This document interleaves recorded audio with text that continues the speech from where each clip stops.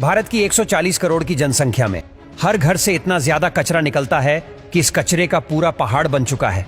सिर्फ हमारे इंडिया की बात करें तो हर दिन लगभग 0.1 मिलियन टन कचरा निकलता है और साल भर में लगभग 36 मिलियन टन वेस्टेज प्रोड्यूस होता है और इतने सारे कचरे में 70% प्लास्टिक ही होता है।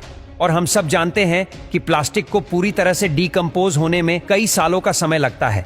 तो आखिर कैसे इस यूज्ड प्लास्टिक को रिसाइकल करके फिर से यूज किया जाए? रिसाइकलिंग की इस प्रोसेस में सबसे चैलेंजिंग पार्ट होता है कचरे में से अलग अलग तरह के प्लास्टिक को अलग करना, क्योंकि हर तरह का प्लास्टिक अलग अलग केमिकल कंपाउंड से मिलकर बनता है। ऐसे में अगर हम इस प्लास्टिक को बिना सोल्ट किए रिसाइकल करेंगे तो हो सकता है कि जो प्लास्टिक रिसाइकलिंग के बाद बने वो टॉक्सिक हो, जो यूज करने लायक ना हो। सबसे पहले कचरे को असॉर्ट किया जाता है। इसके लिए सबसे पहले एक लोडर कचरे को एक होपर में डालता है, जहां से कचरा 2 किलोमीटर लंबी कन्वेयर बेल्ट से होकर गुजरता है।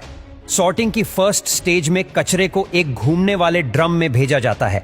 इस ड्रम में छोटे छोटे छेद होते हैं जिससे कचरे के छोटे छोटे टुकड़े अलग हो जाते हैं।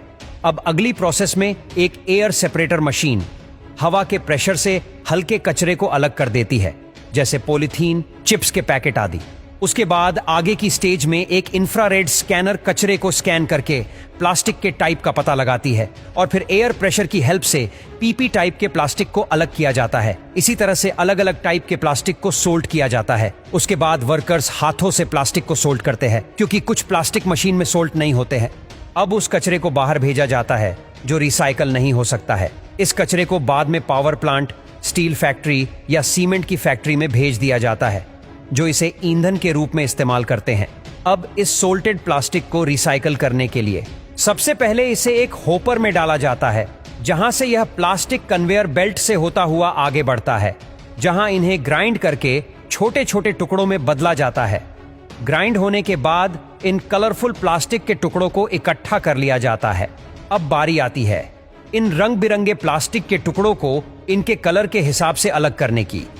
एक कलर सॉर्टेड मशीन में इन प्लास्टिक के टुकड़ों को भेजा जाता है, जहां उसमें लगे सेंसर प्लास्टिक के कलर को पहचान कर इन्हें सोल्ट करते हैं। इस प्रोसेस को 2 बार और दोहराया जाता है, जिसके रिजल्ट में 99% प्लास्टिक अपने कलर के हिसाब से अलग हो जाता है।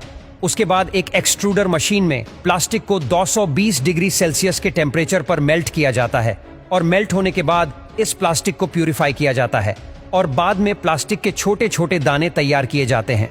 उसके बाद इस रॉ प्लास्टिक को यूज करके अलग अलग तरह के प्रोडक्ट बनाए जाते हैं। तो दोस्तों, कचरे को यही सब प्रोसेस से होकर गुजरना पड़ता है, तब जाकर वह रिसाइकल होता है।